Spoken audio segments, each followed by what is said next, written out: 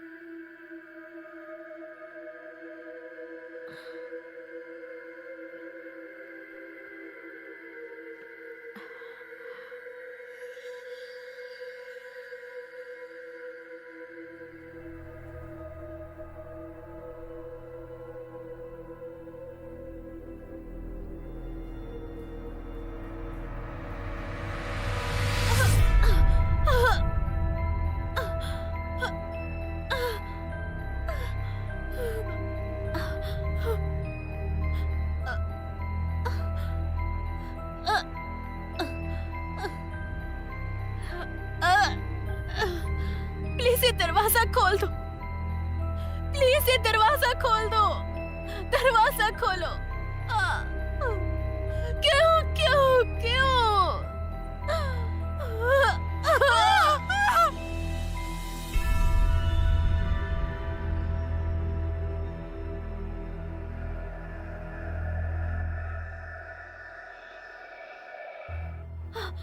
Oh my God, oh my God! कुछ नहीं हुआ है, शांत हो जाओ, सब ठीक है, कुछ नहीं हुआ है। ये खून कहाँ से आ रहा है? बताओ मुझे। हाँ?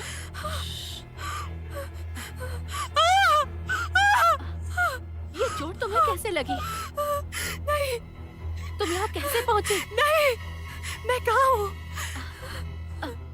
मुझे नहीं पता। तुम्हें नहीं पता? ये कौन है?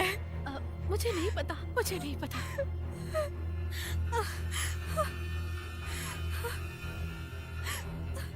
तुम कौन हो? तुम कौन हो? उठो! उठो यहाँ से! तुम कौन हो? उठो! क्या हो गया तुम्हें? उठो! शांत हो जाओ, सब ठीक हो जाएगा। शांत हो जाओ, सब ठीक हो जाएगा। सच में सब कुछ ठीक हो जाएगा प्यारी लड़कियों। लारा पोसे, इधर आओ।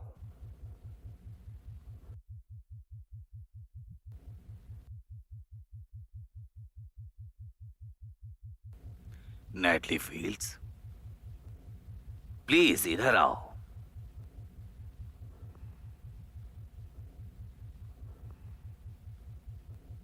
और तुम Stacy Horowitz. Stacy Horowitz, Stacy Horowitz, तुम भी इधर आओ।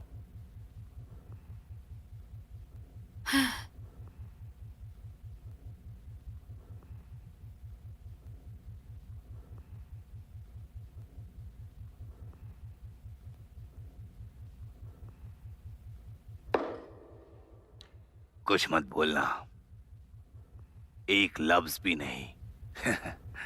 तुम्हें बस चुप रहने का अधिकार है। जब मैं बोलूंगा शांत रहना, सिर्फ चुप रहना, समझ गए? हाँ। मैंने कहा चुप रहना है। अभी तुम लोग सोच रहे होगे कि मैं कौन हूं, और ये सोच रहे होंगे कि तुम्हारे साथ खड़ी लड़की कौन है। सोच रही हो ना कि तुम कहां पर हो और क्यों हो, और ये भी सोच रहे होगे कि जहां हो वहां क्यों हो।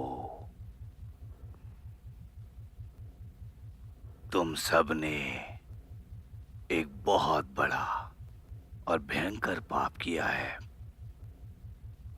हाँ मिस पोसे, तुमको सबसे पहले होश आया। मैं यहाँ इंसाफ करने के लिए हूँ।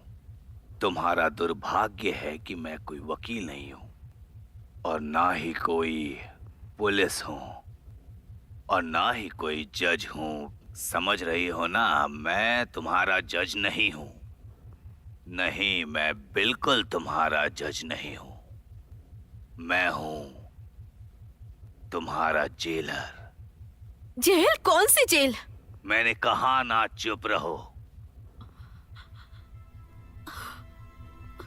ओह, मुझे चिल्लाना नहीं चाहिए था। तुम्हें थोड़ा अंदाजा है मिस पोसे कि तुम इससे पहले कहाँ थी और तुम अपनी बहनों से बात क्यों नहीं करती हो? ये क्या कह रहे हैं मिस पोजी? मेरा नाम लारा है। लारा हो या सारा, कुछ भी हो, अगर तुम्हें याद है तुम इससे पहले कहाँ थी तो हमें भी बताओ, हम कहाँ थे। मुझे कुछ याद नहीं है, मुझे नहीं पता वो आदमी क्या बात कर रहा था। तुम्हें सब याद है। मैंने सब कुछ देखा था। वो चमकती रोशनी, मशीन का शोर। ये क्या बोल रही हो तुम? वो बता रही है कि मैं कैसे जागी थी। मैंने तुम्हें उठते देखा था और दरवाजे तक जाते देखा, उसे खटखटाते देखा। तुम्हारी आंखों में खौफ था, लेकिन मुझे नहीं पता कैसे। मेरी आंखें तो बंद थी। मैं बहुत ही गहरी नींद में थी। पता है मुझे, मैंने तुम्हें उठाया था। I am sorry. मुझे याद है तुमने उठाया था। तुम मुझे पूछ रही थी मैं कौन हूं, लेकिन सॉरी मत बोलना। तुम्हारा घुटना कैसा है? अभी भी खून आ रहा है? शायद अब नहीं आ रहा है। तुम्हें याद है किसने मारा तुम्हें? तुम्हें पता है इसको क्या हुआ है? मुझे क्या हुआ है? अंदाजा लगा सकती हूँ, और तुम भी। हमें किडनैप किया गया है। और हाँ, मुझे याद है इससे पहले मैं कहाँ थी। मुझे भी याद है। मुझे कुछ याद क्यों नहीं है?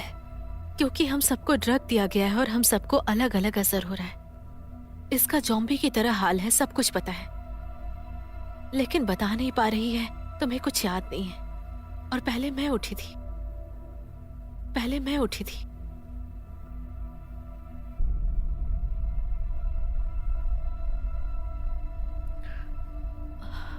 मैं एक अबॉर्शन करवाने वाली थी। मैं भी। मैं ऑपरेशन के टेबल पर थी। नहीं नहीं नहीं नहीं।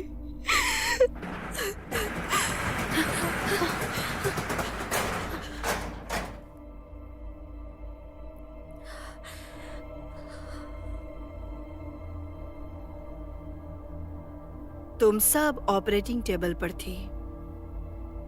तुम सब खून करने वाली थी। और अब तुम्हारे बच्चों को जिंदगी मिल जाएगी, जैसा कि ऊपर वाला चाहता है। तुम पागल हो। तुमने हमें किडनैप किया है। लारा, तुम सबसे ज्यादा बहादुर हो। गुस्से का बहादुरी से क्या लेना देना है? तुम मेरे इंसानी हकों को छीन रही हो। बच्चों के हकों के बारे में क्या बोलोगी? और ऊपर वाले का हक? प्लीज ये पागलपन बंद करो। शायद ये सही कह रही है। बच्चों के हकों का क्या? मुझे तो ब्रैंडन ने मजबूर किया था। तुम्हारे सपोर्ट के लिए शुक्रिया कहूंगी, लेकिन ब्रैंडन की गलती नहीं थी। तुम एक समझदार लड़की हो, वो तुम्हारी चॉइस थी। इधर मेरे पास आओ।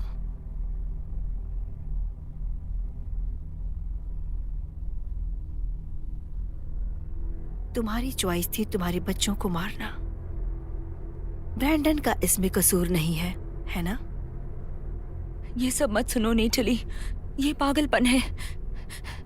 पिछड़े लोग, तुम्हारी ये घटिया सोच 50 साल पहले की है। तुम्हारा मकसद है औरतों के साथ भेदभाव करना। मैं भी एक औरत हूँ। तुम इस चीज का फायदा उठा रही हो। तुम जेंडर इक्वालिटी के लिए कुछ नहीं करना चाहती, जब तुम हमसे हमारा मूल अधिकार छीनना चाहती हो। ओह, लगता है मैं गलत हूँ। स्टेसी सबसे ज्यादा बहादुर है यहाँ। मुझे इस सबसे फर्क नहीं पड़ता। मुझे राजनीतिक बहस में कोई मतलब नहीं है। मुझे बस ये जानना है कि तुम हमसे क्या चाहती हो, ये बताओ। लारा, वही वकील वाला दिमाग। तुम्हें हमसे क्या चाहिए? कुछ नहीं चाहती।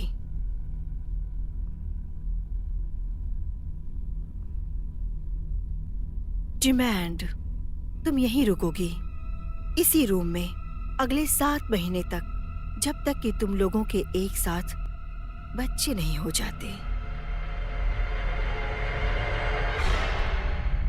मुझसे पूछा जाए तो मैं अबॉर्शन को बिल्कुल सही नहीं मानता हूँ। ये गैर कानूनी है। अबॉर्शन गैर कानूनी होना चाहिए। मुझे लगता है कि एबॉर्शन कराना दुनिया की सबसे बुरी चीज है। मेरे ख्याल से अबॉर्शन कानूनी होना चाहिए, ये सबका हक है। मुझे तो अबॉर्शन बहुत पसंद है। ये बिल्कुल सही तरीका नहीं है, इससे बचा जा सकता है। मैं नहीं चाहती कि सरकार मेरे लिए फैसला करे। मैं तो अबॉर्शन के एकदम खिलाफ हूँ, एकदम खिलाफ।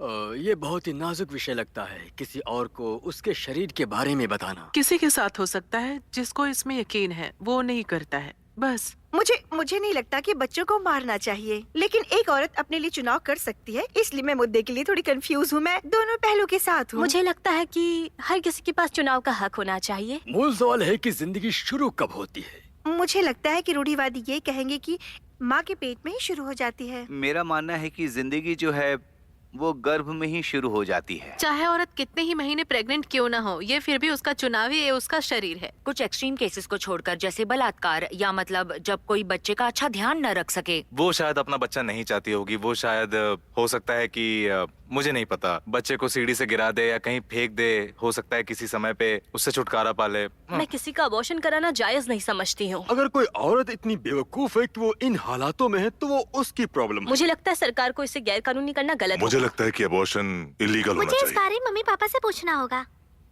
अगर एक बच्चा आपका हिस्सा है तो उसे मारना नहीं चाहिए।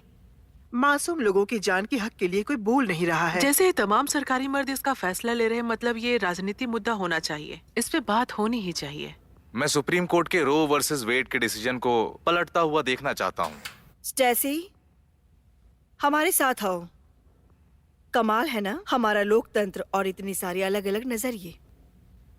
सच में स्टेसी, तुम हमारे साथ आ सकती हो, मैं काटती नहीं हूँ।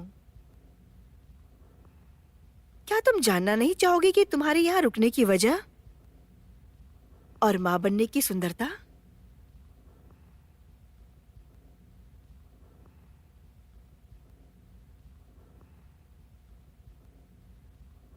ये सच में कितना लाजवाब है ना। ऊपर वाला हमें चुनाव करने की शक्ति देता है। और जैसा कि तुमने अभी अभी इतने सारे लोगों के नजरियों को सुना होगा, इतने लोग मानते हैं कि औरत के पास जिंदगी और मौत के चुनाव करने की शक्ति है। आप हमें मत सिखाइए मिस।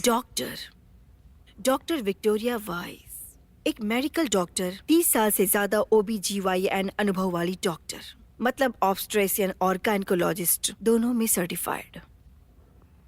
और मुझे इस बात का गर्व है कि मैंने 5000 बच्चों की डिलीवरी करवाई, ऊपर वाले की इच्छा से, जैसा ऊपर वाले ने चाहा। वाह वाह। तो तुम दोनों इस पागल औरत की बात सुन रही हो? मैं पागल नहीं हूँ स्टेसी, मुझे इस बात की कोई गलतफहमी नहीं है। तुम और लारा और यहाँ तक कि नेटली भी आखिर में अपना फैसला बदल लेगी। असल में हमारा मकसद है लोगों के नजरिए को समझना, या हर सेकंड में लोगों के नजरिए बदलते हैं। हमारा असली मकसद वो एक ही मकसद है, जो निर्दोष मारे जा रहे हैं उसे रोकना।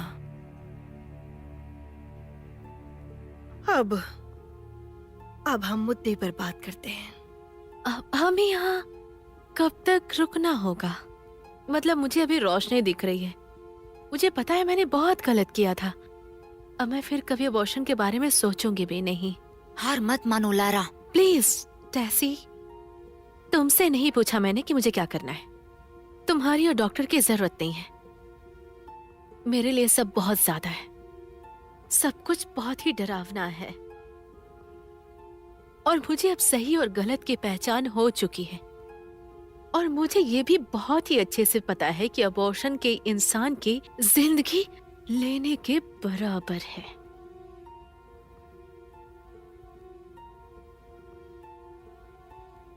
तुम ओले मिस लॉ स्कूल से पढ़ी हो ना लारा? हाँ। क्या तुम अपनी क्लास में टॉप किया करती थी? हाँ, मैं नंबर 1 थी। और तुम बहुत सुंदर हो। मुझे लगता है कि तुम अपने स्कूल में बहुत मशहूर होगी। इन सब बातों का क्या मतलब है? ओह, ये कानूनी लफ्ज है ना? ये बस कानून के डिक्शनरी में नहीं है। तुम एक वकील हो। मुझे लगता है क्रिमिनल लॉ हमेशा जज के सामने अपने क्लाइंट के लिए लड़ते हुए जज के इमोशन को समझने की कोशिश करना, उनके सामने बड़े बड़े लफ्जों का इस्तेमाल करना, एक किरदार निभाना लारा। और तुम अभी भी वही कर रही नहीं। हो। वो सीरियस है, उन्होंने मुझे पहले ही बताया था। नेटली, लारा बहुत चालाक है। ये मानसिक तौर पर हमेशा अपनी चालें चला करती हैं। एक्टिंग तो ये ऐसे करती हैं जैसे कि ये अपनी खुद की सोच हो, लेकिन ये असल में कब क्या सोचती है और उसे ये अच्छे से छिपाना भी जानती है। क्योंकि मुझे दरअसल ऐसा इसके बारे में लगता है कि ये अबॉर्शन के खिलाफ है। प्लीज मेरी बात सुनो।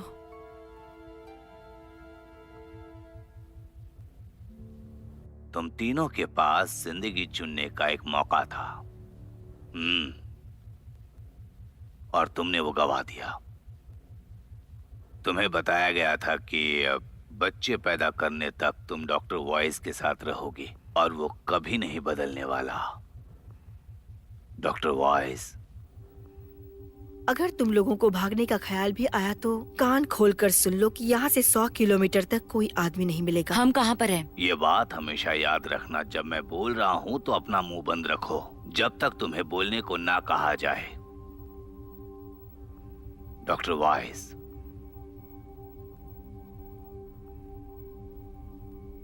अब पीछे से अपने बाल को उठाओ, अपने गर्दन की ऊपरी हिस्से को छुओ। तुम्हारी गर्दन पर पट्टी बंधी है जहां पर मैंने एक छोटा सा इलेक्ट्रॉनिक डिवाइस डाला है। ये एक छोटी सी लेजर सर्जरी थी, लेकिन फिर भी ये बहुत जरूरी थी हमारे इस मकसद को पूरा करने के लिए। अब स्टेसी, तुम्हारा कोई सवाल है? लेकिन सिर्फ एक पूछना। ये इलेक्ट्रॉनिक डिवाइस किसके लिए लगाया गया है? ये अच्छा सवाल है डॉक्टर वॉइस। अगर तुम लोग इन कपड़ों में यहाँ से इन दरवाजों के बाहर भागने की कोशिश की तो, और ऐसी कड़कड़ाती ठंड में यहाँ से भागने की कोशिश की तो, मेरी बात ध्यान से सुन लो, 10 फीट की दूरी पर बेहोश हो जाओगी। क्या किसी के पास डॉग है? क्या तुम लोगों के पास एक अदृश्य इलेक्ट्रॉनिक फेंस है जो तुम्हारे घर के पीछे अंडरग्राउंड है? नहीं, लेकिन क्या तुम सबको ये पता है कि वो अदृश्य इलेक्ट्रॉनिक फेंस कैसे काम करता है? जैप! जैसे ही कुत्ता उसके पास जाता है उसे झटका लगता है डॉक्टर वॉइस। लेकिन तुम्हें झटका नहीं लगेगा, पर बेहोश हो जाओगी। और हाँ, बच्चे को कोई नुकसान नहीं होगा, लेकिन हाँ, उस डिवाइस से केमिकल जरूर निकलेगा जिससे तुम लोग बेहोश हो जाओगे। और उसके बाद हम तुम्हें अंदर वापस ले लेंगे। उसके बाद तुम बर्फ से वापस निकल जाओगी। तब तक के लिए अपना ख्याल रखना।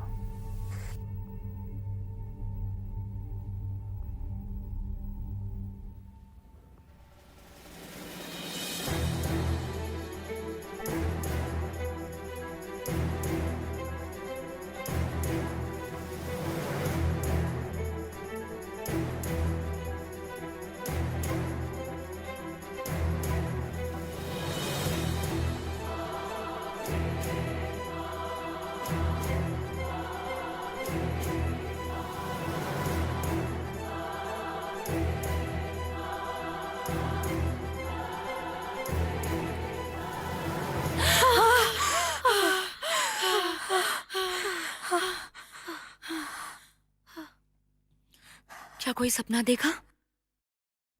और तुमने? एक डरावना सपना। हाँ, मैंने भी। तुम लोगों को ये इलेक्ट्रॉनिक डिवाइस वाली बात बकवास लगती है ना? हाँ, लेकिन मुझे इस बारे में बात नहीं करनी। मुझे भी। मैं सोने जा रही हूँ।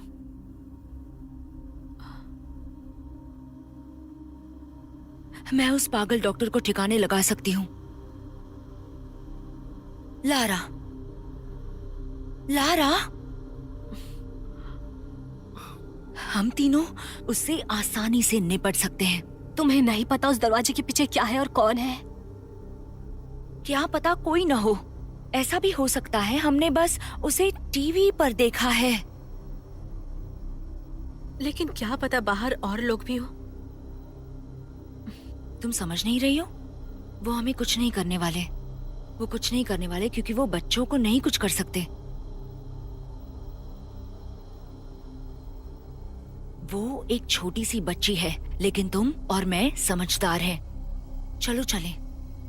मुझे भी डर लग रहा है और क्या पता वो फैन सच में हो। मैं उसे पार करने की कोशिश करूंगी। देखो, मुझे पता है तुम्हें डर लग रहा है और मुझे ये भी पता है कि अबॉर्शन के लिए तुम्हें बुरा लग रहा है, लेकिन तुम बस उनकी बातों में आ रही हो। वो हमें भटका रहे हैं। मुझे सच में लगता है कि मैं गलत करने जा रही थी। तुम कुछ गलत नहीं कर रही थी। चलो मान लिया कि हम वाई से निपट लेते हैं और उसके सिवा यहाँ कोई नहीं है। फिर हम घर जा सकते हैं। शायद यहाँ कोई फोन या कंप्यूटर हो और हम हेल्प के लिए कांटेक्ट कर सकते हैं। हाँ, लेकिन शायद नहीं। और फिर भागकर हम बर्फ, रेगिस्तान या जंगल, पता नहीं क्या है यहाँ पर, फंस जाएं। हम ऐसा नहीं कर सकते। हम तुम्हारी हेल्प नहीं कर सकते क्योंकि हम सब बेहोश हो जाएंगे। बात को समझा कर। हाँ, और फिर तुम बर्फ में मर जाओगी और तुम्हारा बच्चा भी। मेरा बच्चा? मेरा कोई बच्चा नहीं है, पागल कहीं की। मेरे अंदर कोई इंसानी जान नहीं है। मैं सच कह रही हूँ। तुम्हारे अंदर भी नहीं है लारा, तुम्हारे भी। स्टेसी, तुम सही कह रही हो। यहाँ हमें बहुत ही अच्छे से भटकाया जा रहा है। इन लोगों की सोच बहुत पिछड़ी हुई है, ये मुझे पता है, लेकिन मुझे बहुत कुछ नहीं भी पता है। नेटली सही कह रही है, हमें नहीं पता उस दरवाजे के पीछे क्या है। स्टेसी, क्या हमें रिस्क लेनी चाहिए? और तुम दोनों को लगता है कि मैं 20 साल की सिर्फ एक छोटी सी बच्ची हूँ, लेकिन ऐसा बिल्कुल नहीं है। तुम अच्छे से समझ लो, ये लोग इतने शातिर हैं, इन्होंने बहुत अच्छे से प्लानिंग की है। ये लोग हमें अलग अलग शहरों से पकड़कर यहाँ लेकर आए हैं। मुझसे ये गलती एक बार हो चुकी है और मैं दोबारा ये नहीं करूँगी। तुम यहाँ 7 महीने कैद रहना चाहती हो? जी वकील साहिबा, अपने बच्चे के साथ घर जाऊंगी। तुम्हें क्यों लगता है तुम घर जाने वाली हो? तुमने ही कहा था ये हमें कुछ नहीं करेंगे, ये ईसाई है। मैंने कहा ये कुछ नहीं करेंगे अगर हमारे अंदर बच्चा है। तुमने वो कहानियां नहीं सुनी जहाँ लोग अबॉर्शन क्लिनिक को बॉम्ब से उड़ा रहे हैं और डॉक्टर्स का कत्ल कर रहे हैं? और एक सवाल जिसके बारे में तुमने नहीं सोचा होगा, तुम्हें क्या लगता है अपने मकसद के लिए किस हद तक ये लोग जा सकते हैं? लारा, क्या तुम वो रिस्क लेना चाहोगी? तुम यहाँ 7 महीनों तक कैद रहना चाहती हो? मुझे नहीं पता इससे बड़ा रिस्क क्या है।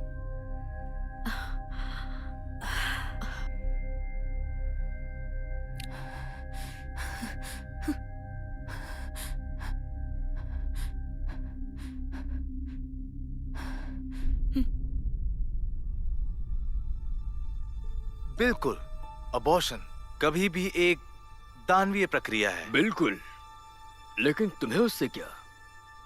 कुछ भी नहीं, लेकिन मुझे लगता है कि एक अच्छे पोजीशन के लिए अच्छे जवाब होने जरूरी है। ओके, साथ मिलकर सोचते हैं। ठीक है, तो मैं एक जिंदगी से प्यार करने वाला आदमी हूँ और आप एक मतलबी बच्चों का कत्ल करने वाले जालिम इंसान। कमाल। और मैं बहुत दिमाग वाला जिंदगी चाहने वाला हूँ जो मानता है कि एबॉर्शन का जो मामला है वो कानूनी होना चाहिए। ठीक है, क्या आप एक बच्चे को मार सकते हैं उसके जन्म के 1 मिनट बाद ही? बिल्कुल नहीं। उसके जन्म के 1 सेकंड बाद? नहीं। कैसे? वो एक इंसान का बच्चा है। लेकिन तुम बच्चे को पैदा होने के 1 सेकंड पहले मार दोगे, अबॉर्ट कर दोगे, क्योंकि उस वक्त तक वो एक इंसानी जिंदगी नहीं बन पाया। नहीं, मैं उसके जन्म के 1 मिनट पहले?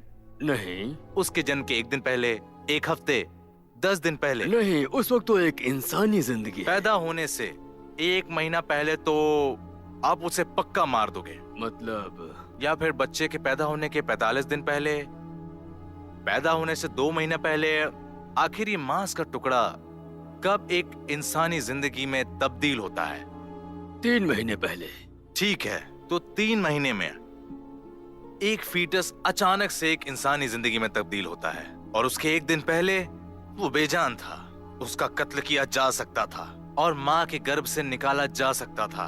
1 दिन पहले और सब कुछ अचानक से ही बदल जाता है।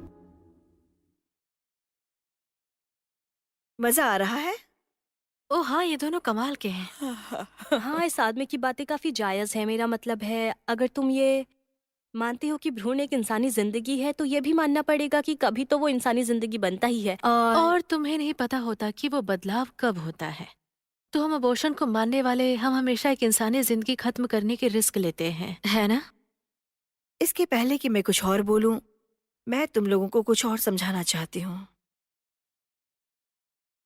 हाँ, हम अचानक से तुम्हारे फैसले बदलना चाहते हैं, लेकिन वो जबरदस्ती करके हम ये सब नहीं करा सकते। तो तुम सब बस मूवीज देखो, डॉक्यूमेंट्रीज देखो और बुक्स पढ़ो और एक्सपर्ट्स की बातें सुनो। तभी तुम लोग सिक्के के दोनों पहलुओं को समझ पाओगे। और फिर एक एक करके हम उन पहलुओं को समझने की कोशिश करेंगे और फिर फैसला लेंगे। हम लोग एबॉर्शन पर चर्चा करेंगे अगले 7 महीने तक। ओ हाँ, बिना रुके बातचीत, समझो एक बहस जैसा, कमाल के इस एबॉर्शन वाले टॉपिक पर। अगर तुम लोगों का दिमाग बदल गया तो ये हमारे लिए अच्छी बात होगी। अगर नहीं तो फिर हमारा वही गोल, उसी गोल पर हम काम करते रहेंगे। नैटली, लारा, स्टेसी, मेरी तरफ देखो। मैं तुम्हें हर्ट नहीं करूंगी, मैं वादा करती हूं। बस एक बार बच्चे पैदा हो जाएं, फिर तुम लोग आजाद हो। अब आगे की मूवी देखते हैं।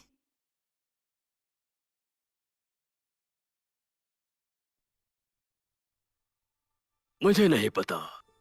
हाँ, ऐसा लगता है, मेरा मतलब 3 महीनों की जरूरत नहीं है। जब भ्रूण माँ के शरीर से बाहर जीने लायक हो जाए, उस वक्त से एबॉर्शन गैर कानूनी होना चाहिए। बहुत अच्छा, लेकिन वो कब?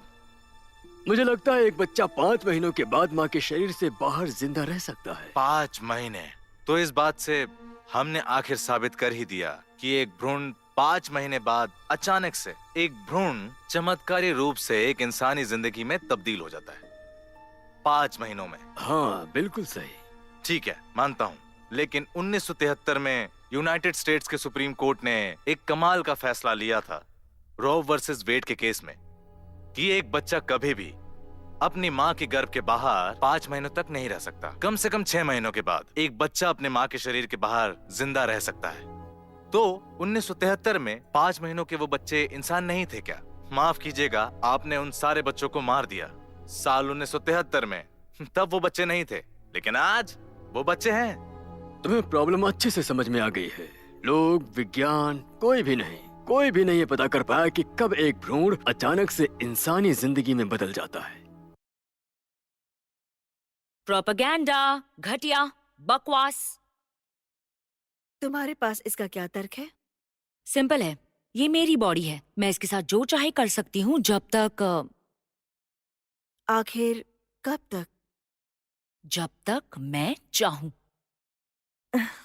तो तुम्हें नहीं लगता कि इस वक्त पर अबॉर्शन गलत है? जब उस लड़के ने आदमी से पूछा कि पैदा होने के 1 सेकंड पहले अबॉर्शन करोगे, क्या तुम्हें नहीं लगता वो गलत होगा? बताओ। वो स्टूपिड बात थी। स्टूपिड क्या है?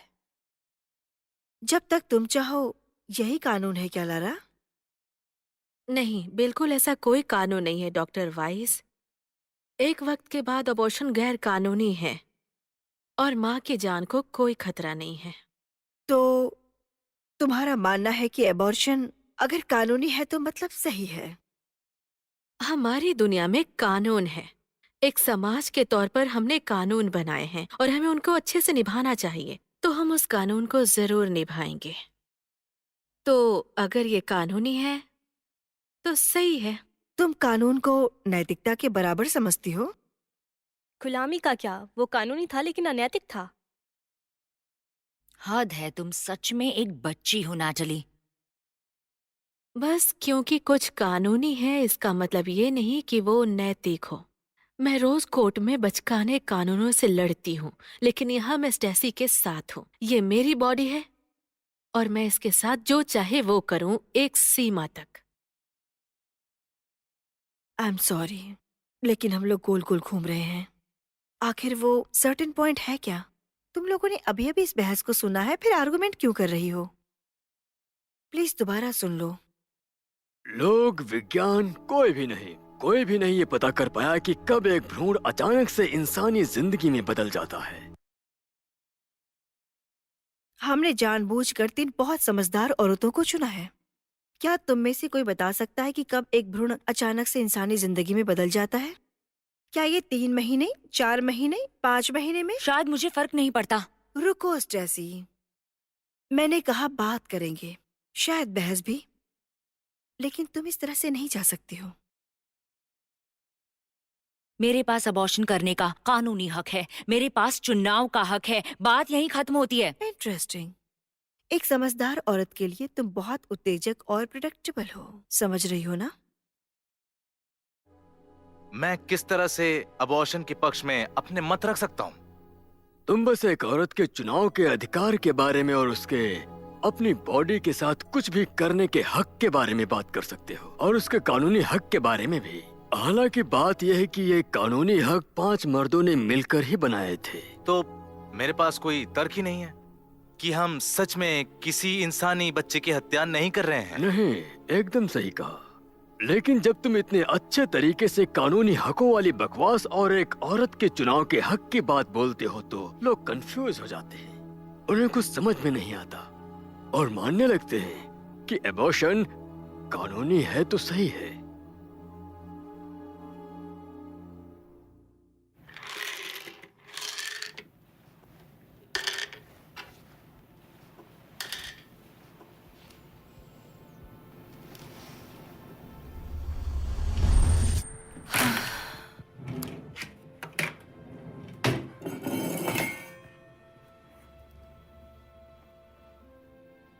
आप लोगों में से मुझसे कोई बात करेगा? मॉम, डैड, ये मेरे लिए बहुत मुश्किल वक्त है। हमारे लिए भी। तुम्हारे डैड बेचारे अकेले हैं। लेकिन इसमें मेरी गलती नहीं है, इसमें मैंने क्या किया है? डैड, आप भी एक डॉक्टर हैं, आप समझ सकते हैं ये मेडिकली पॉसिबल नहीं है। तुम अच्छा खा सकती थी। तुम शराब पीने से बच सकती थी। तुमने कभी एक्सरसाइज भी तो नहीं किया। कभी वक्त पर नहीं सोती थी। और तुमने 40 की उम्र में शादी की है। तुमने हमें बिल्कुल निराश किया है विक्टोरिया। मुझे एक पोते की बहुत ज्यादा जरूरत थी। इसमें मेरी गलती नहीं है, इसमें मेरी गलती नहीं है।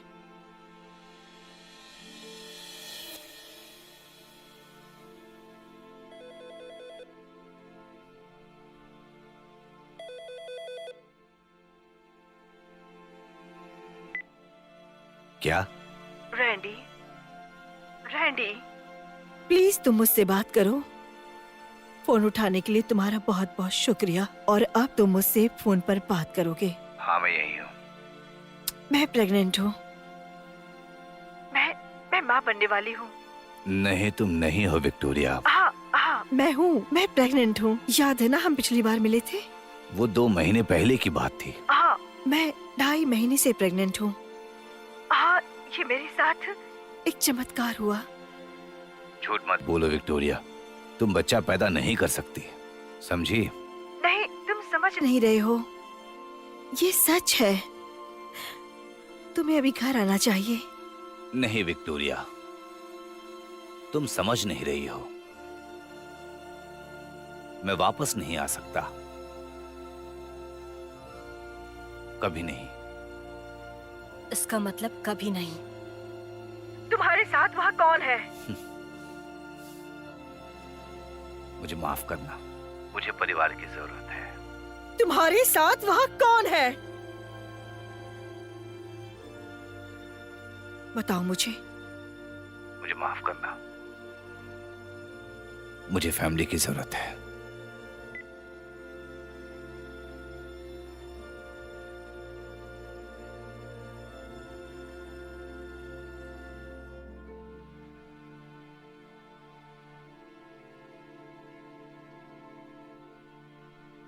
अब सब खत्म मेरे लिए।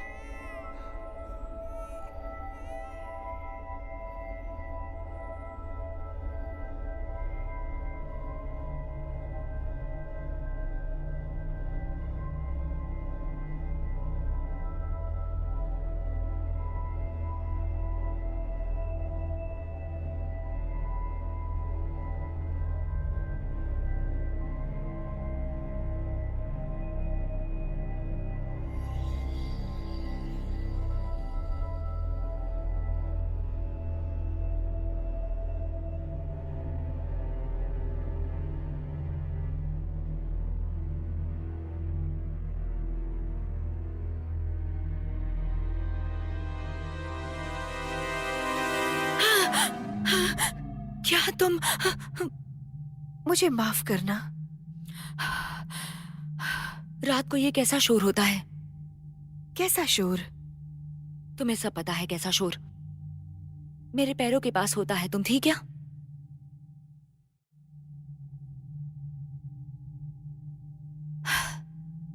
क्या तुम गर्म दूध पीना चाहोगी? हाँ, मैं पीऊंगी। हाँ, मैं 2 लोगों के लिए बनाती हूँ। मेरा मतलब है तुम्हारे लिए और तुम्हारे बच्चे के लिए। तुम्हें क्या लगता है ये लड़का है या लड़की? ओह, हम थोड़े ट्रेडिशनल हैं यहाँ पे। जल्द ही पता चल जाएगा। मुझसे इंतजार नहीं हो रहा। मैं जल्दी से इसको अपने गले से लगाना चाहती हूँ और उसका माथा चूमना चाहती हूँ। लड़का या लड़की, हाँ, कुछ भी हो।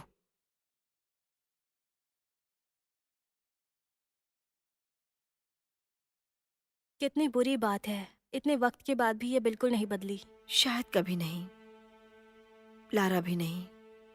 लारा थोड़ी थोड़ी बदल रही है। मुझे ऐसा नहीं लगता। उसे अपनी फैमिली और बॉयफ्रेंड की याद आती है। हम सबको आती है। तुम जर्मनी से हो, है ना? क्या तुम 14 साल की उम्र में आ गई थी? हाँ, मेरे डैड अमेरिकन हैं। वो आर्मी में थे। वो मेरी मॉम से जर्मनी में मिले। ओके। मुझे बस अपने मॉम डैड की बहुत याद आती है और मेरे छोटे भाई की भी। मैं जानती हूँ, इस बारे में बात हो चुकी है। मुझे खुद से ज्यादा फिक्र उन लोगों की रहती है। मुझे पता है आपने उनको मेरी वीडियोस भेजी हैं और उसके लिए बहुत शुक्रिया। उनको पता है कि तुम ठीक हो, जैसे लारा और स्टेसी के मॉम डैड को पता है। मुझे इसकी लात महसूस हो रही है।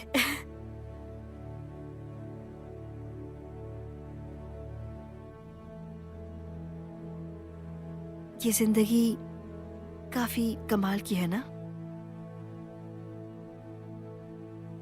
पता है, अगर आप कुछ और करो तो लड़कियों को बहुत अच्छा लगेगा।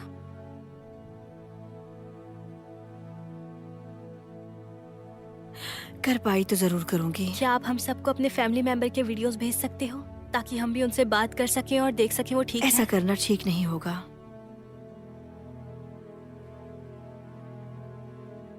दूध के लिए शुक्रिया डॉक्टर वाइस।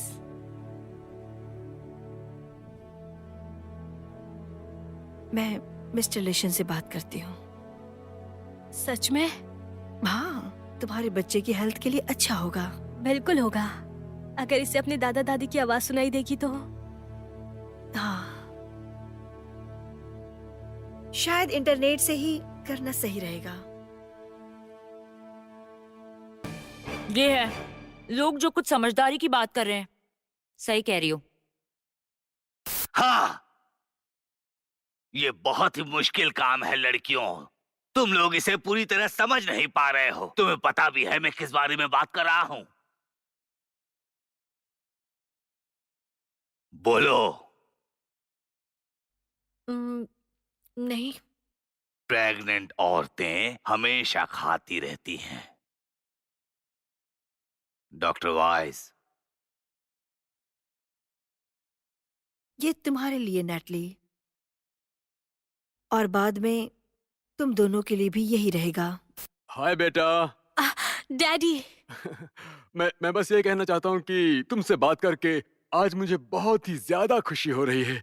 तुम्हारी मॉम और मैंने बहुत सोचा कि किस बारे में बात करेंगे, लेकिन सबसे पहले we love you.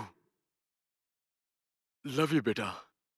I love you too daddy. हमें से केवल एक को बोलना अलाउ किया है, इसलिए केवल मैं ही हूँ यहाँ पर और मेरे साथ में कोई भी नहीं है यहाँ पर। मुझे तुम्हें ये बताते हुए बहुत खुशी हो रही है कि तुम बहुत अच्छी लग रहे हो इस वीडियो में। बस थोड़ी सी मोटी लग रही हो। और मैं कैसे बताऊं कि मैं बहुत खुश हूँ, क्योंकि मैं नाना बनने वाला हूँ। तुम्हारी मॉम भी खुश हैं। हमने एक कमरा तैयार कर दिया है, मारियो के बगल वाला कमरा, पर हमने अभी उसमें कलर नहीं किया है। क्या मुझे अलाउ करोगे कि मैं कम से कम मारियो को तो दिखा सकूं? दिखा दूं क्या? बोलो ना, क्या मैं दिखा सकता हूं? प्लीज मारियो को लाओ यहाँ। कुछ नहीं, ठीक है, सब ठीक है। हाँ, कुछ नहीं। देखो अपनी बहन को हाय बोलो। देखो hi Mario. It's okay, it's okay. He is a good boy. Good. देखो नटली, बस ये कहना था कि काश तुमने पहले हमसे इस बारे में बात की होती, ये डिसीजन लेने से पहले। और बेटा, हम लोग हमेशा तुम्हारे साथ में थे और हमेशा ही साथ में रहेंगे। और मैंने ब्रैंडन से भी बात की है, वो पूरी तरह से तैयार हो गया है। मतलब अब वो जिम्मेदार हो गया है। हमारी अब बहुत अच्छी बातचीत होती है, विश्वास करो। तो अच्छा, अब मुझे जाना होगा, वक्त खत्म हो गया है। आई लव यू मेरी बेटी। I love you. Okay, bye.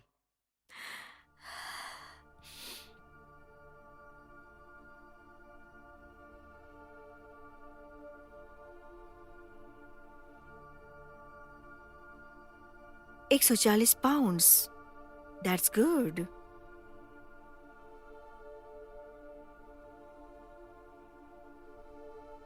आ जाओ।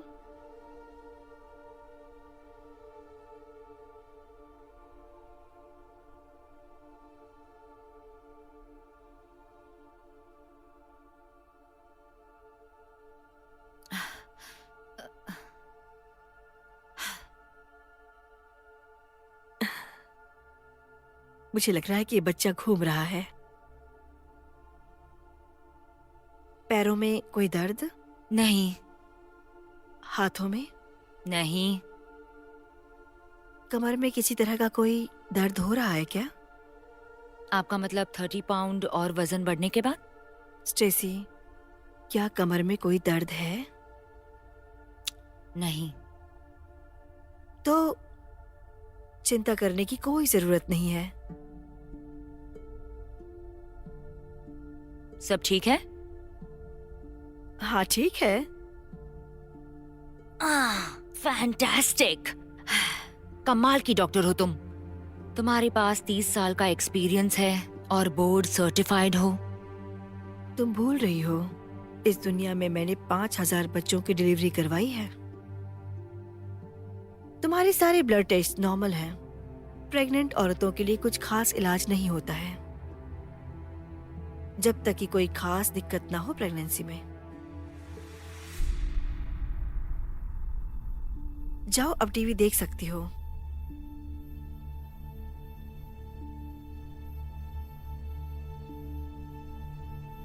और खाना खा लो।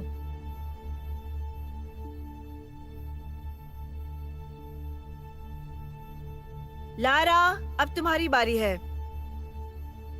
मैं कौन हूँ?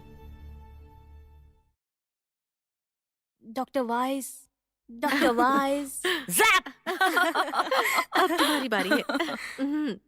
Back pain, neck pain, blood group good, हाथों में दर्द, पैरों में दर्द, मेरे संवैधानिक हकों को दर्द है।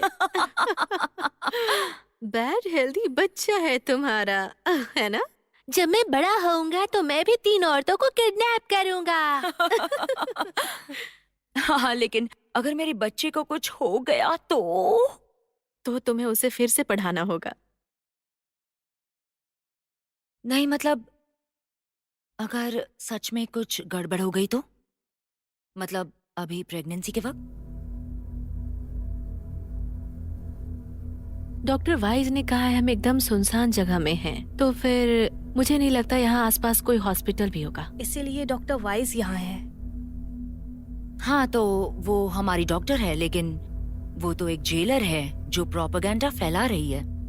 मुझे तो कोई प्रोपोगेंडा नहीं दिखाई दे रहा। उन्होंने कहा था हम इस मुद्दे पर बात करेंगे, इसके दोनों पहलू समझेंगे, और हम समझ रहे हैं। ओह प्लीज डार्लिंग, जो तुम सुनना चाहती है वो सुन रही हो। मुझे तो लगता है कि तुम दोनों को अपने कानों को खोलना चाहिए।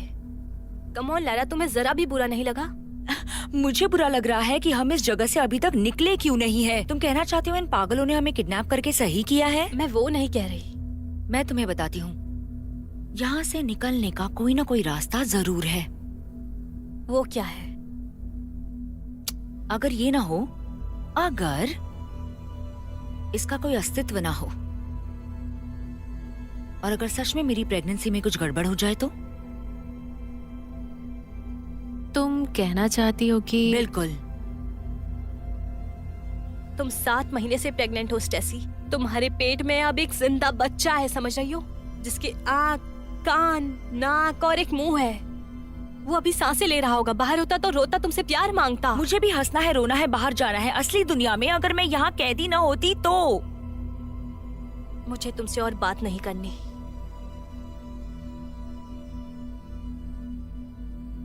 अगर मेरी प्रेगनेंसी में कुछ गड़बड़ होती है तो मैं घर जा सकती हूँ।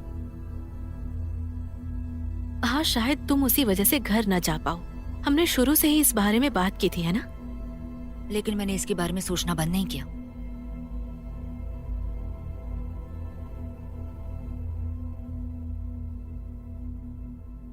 सुंदर, नहीं, खूबसूरत और बहुत ही ज्यादा हॉट। और मैं खुद की बात नहीं कर रहा हूँ, मैं तुम्हारी बात कर रहा हूँ लारा। मैं बहुत नाराज हूँ, डरा हुआ हूँ, बेचैन हूँ, और उससे ज्यादा मैं बहुत एक्साइटेड हूँ। मैं बहुत एक्साइटेड हूँ क्योंकि मैं बस तुम्हें 2 महीने बाद ही मिलने वाला हूँ। तुम मेरे पास आ जाओगी।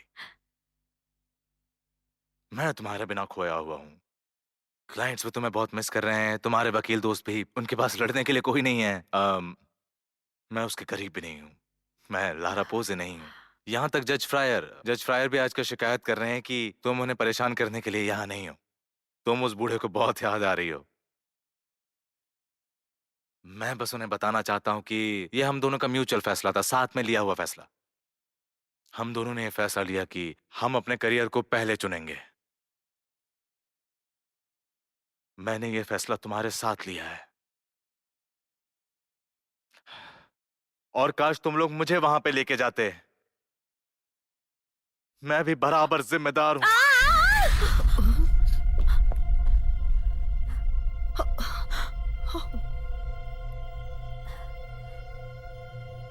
हे ऊपर वाले, ये क्या हुआ? क्या ये ठीक है?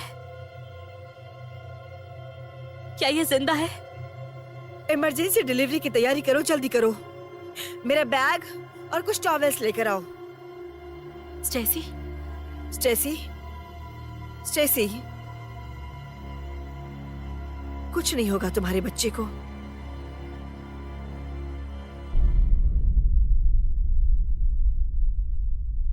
तुम शायद मुझे पहचान जाओगे, मैं चुनिंदा कार ड्राइवर्स में से एक हूँ और मैं लीड सिंगर भी हूँ एक बैंड की जिसका नाम है फ्रीलैंडर।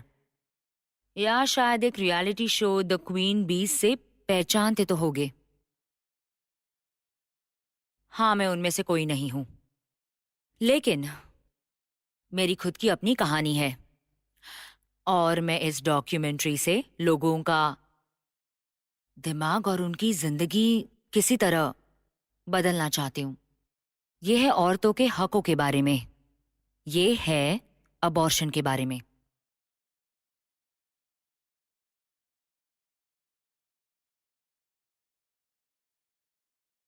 मेरा भी अबॉर्शन हुआ था।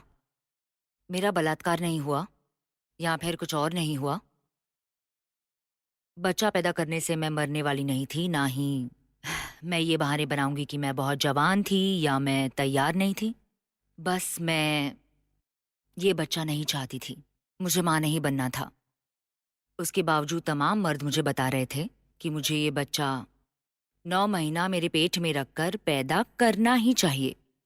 मेरा बॉयफ्रेंड, मेरे डैड, मेरा भाई, यहां तक कि मेरा बॉस भी यही कह रहा था। लेकिन ये लोग होते कौन है मुझे बताने वाले कि मैं अपनी बॉडी के साथ क्या करूं? मेरे पास रिप्रोडक्टिव हक है और सभी औरतों के लिए, सारी औरतों के लिए ये याद रहे कि ये आपका हक है, कानूनी और नैतिक तौर पर। किसी और की सुनने की जरूरत नहीं।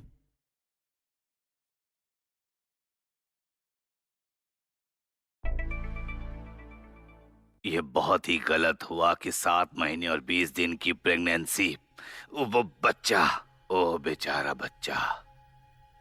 डॉक्टर वाइस, बच्चा अब ठीक है। पक्का यकीन है? हाँ मिस्टर लेशन, मुझे पूरा यकीन है। मुझे लगता है ये जानबूझकर किया गया है। मुझे ऐसा नहीं लगता। स्टेसी सच में फिसलकर गिर गई थी और उसकी खुद की जिंदगी को ज्यादा खतरा तो था। क्या उसका गिरना बस एक इत्तेफाक था? जो औरत हमारे सबसे खिलाफ है, मुझे उससे जवाब चाहिए। नेटली, स्टेसी ने तुमसे कुछ कहा क्या? नेटली। मेरी स्टेसी से उतनी बात नहीं होती। लारा? नहीं, उसने बच्चा गिराने के बारे में कभी जिक्र नहीं किया। आप यही कहना चाहते हैं ना? लेकिन इसने कभी मुझसे इस बारे में बात नहीं की। मेरे ख्याल से इतनी बड़ी बेवकूफ नहीं है और ना ही ये पागल है। ये अपने बच्चे के लिए रिस्क नहीं लेगी। ये बस एक रिस्क नहीं है। अगर तुम में से बच्चे को किसी ने नुकसान पहुंचाया तो नतीजा बहुत बुरा होगा, बहुत बुरा। बस 1 महीना और बचा है स्टेसी।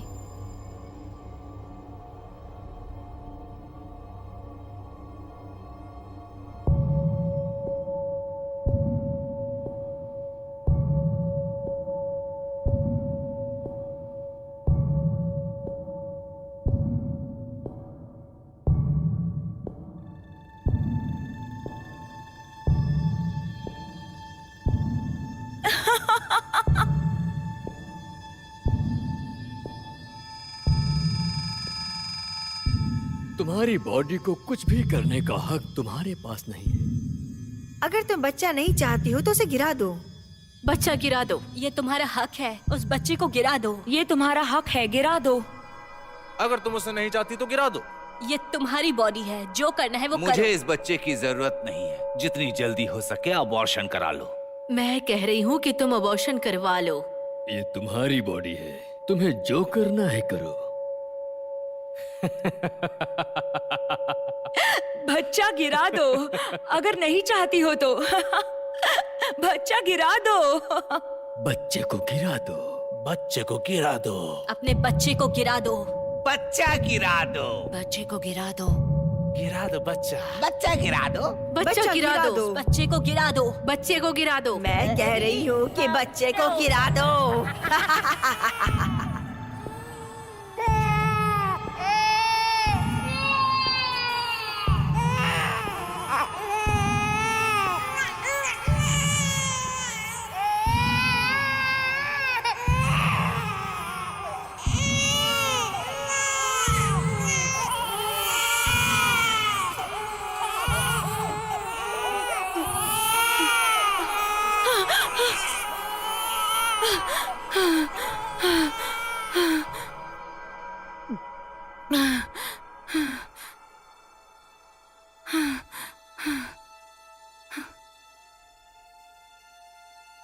शुक्रिया तुम दोनों का मेरा साथ देने के लिए। लेकिन मैं अपना मन नहीं बदलूंगी। मैं कभी अपना मन नहीं बदलूंगी।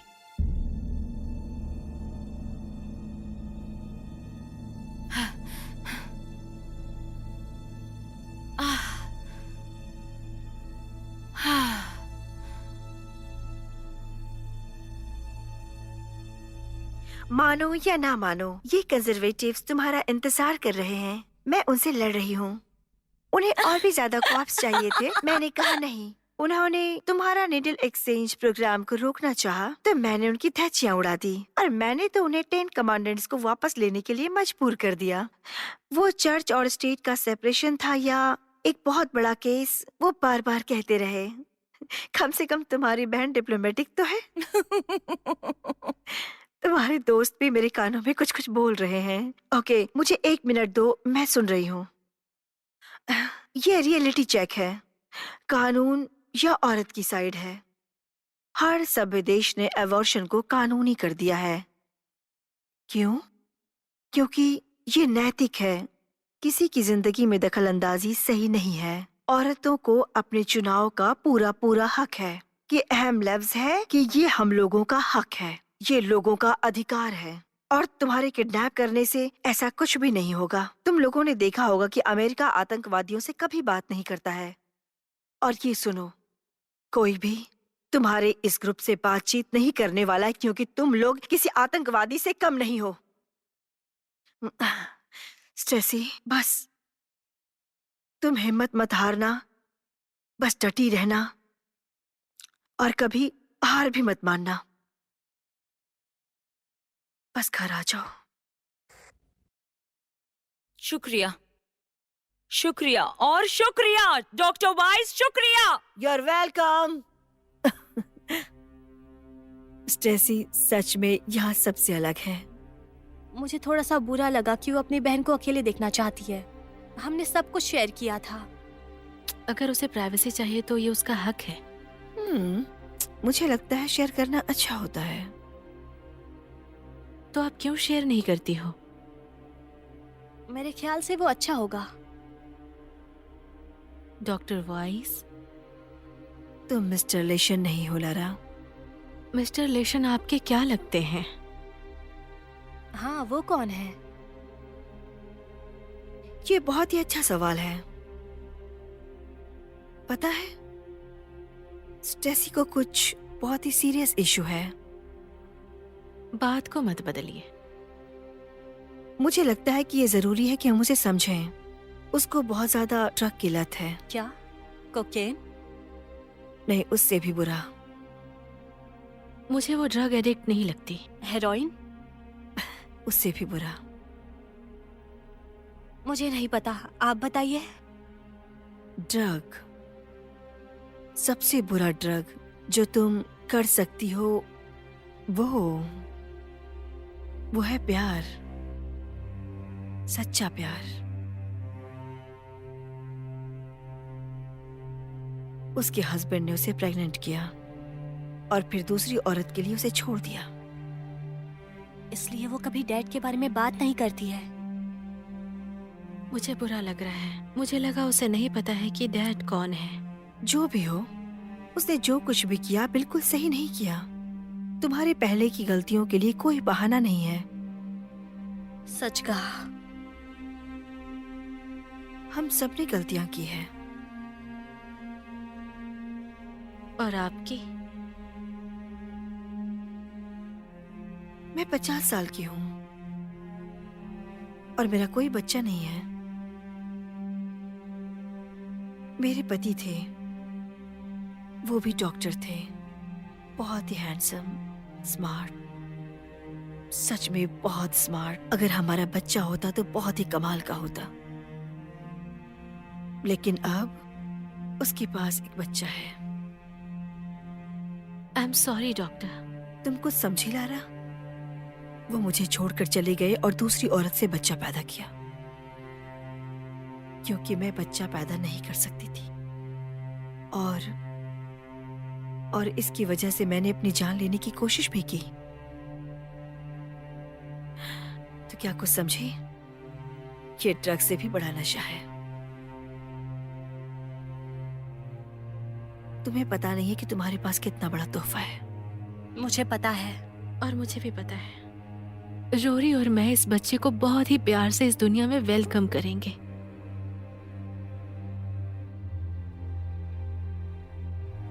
काश मेरे पास भी ये तोहफा होता।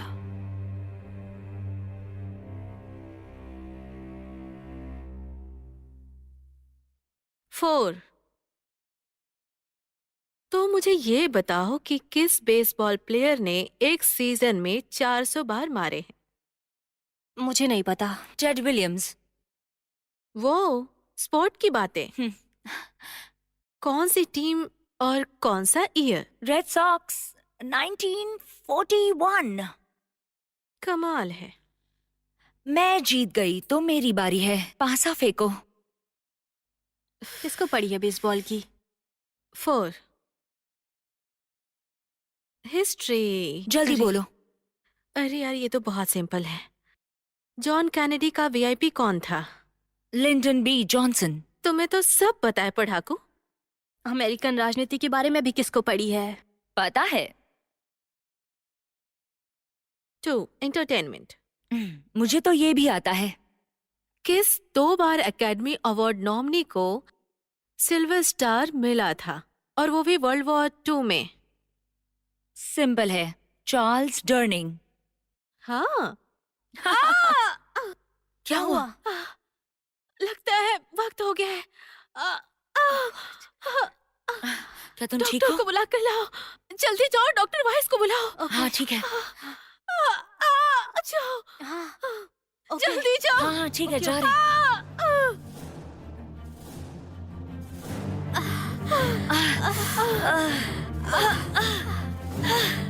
बस हो गया। जोर मत लगाओ, अभी जोर मत लगाओ, जोर मत लगाओ, बस होने ही वाला है। जोर मत लगाओ, सांस लो, बस सांस लेती रहो। अब बस हो ही गया। अभी थोड़ा और वक्त लगेगा। बस सांस लो, सांस लेती रहो, सांस लेती रहो। बस होने ही वाला है। बस आखिरी कोशिश। चलो कोशिश करो।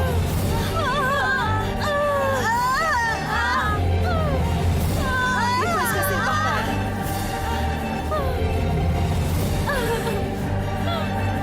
स्वीटहार्ट मुझे देखो, बस एक बार और जोर लगाओ। ये देखो आ गया। ये देखो आ गया। ये रहा तुम्हारा बेटा। ये रहा तुम्हारा बेटा नैटली। ओह माय गॉड, ये कितना सुंदर है। बस हो ही गया।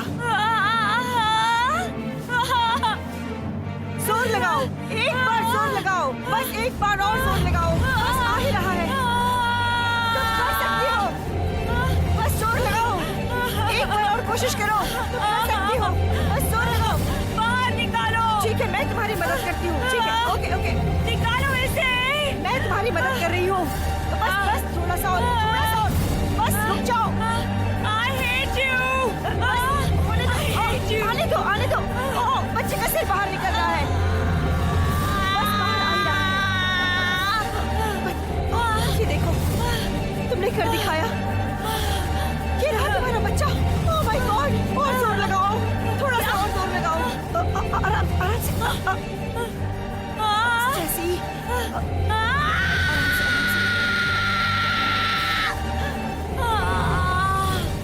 तुम्हारे जो भी बच्चे हुए, क्या? तुम्हारे जो भी बच्चे हुए, अपने बच्चे को पकड़ो स्टेसी। नहीं, मुझे नहीं देखना। अपने बच्चे को पकड़ो स्टेसी। नहीं नहीं।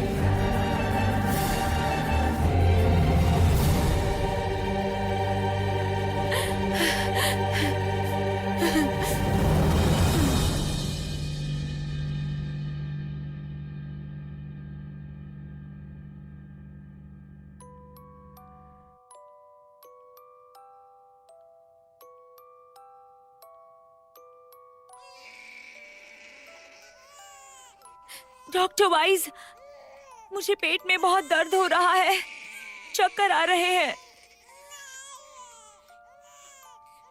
ये दोनों इतनी शांत क्यों हैं? ओह, बहुत दर्द हो रहा है मुझे। क्या हुआ? उस बच्चे ने मुझे बहुत दर्द दिया है।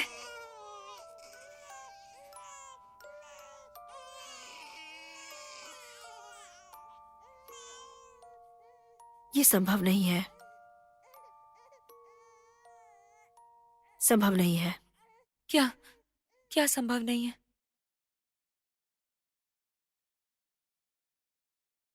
ये नहीं हो सकता है।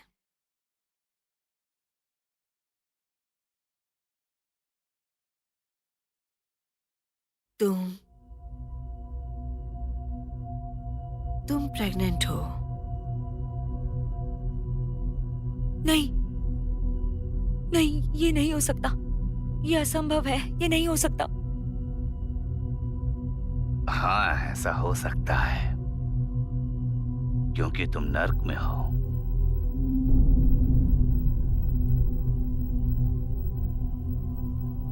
मैं ऑपरेटिंग टेबल पे मर गई थी, अबॉर्शन क्लिनिक में। मैंने मरने की कोशिश की थी। स्वागत है आपका नर्क में, डॉक्टर वाइस। स्टेसी, अगले 9 महीनों के लिए तैयार हो जाओ।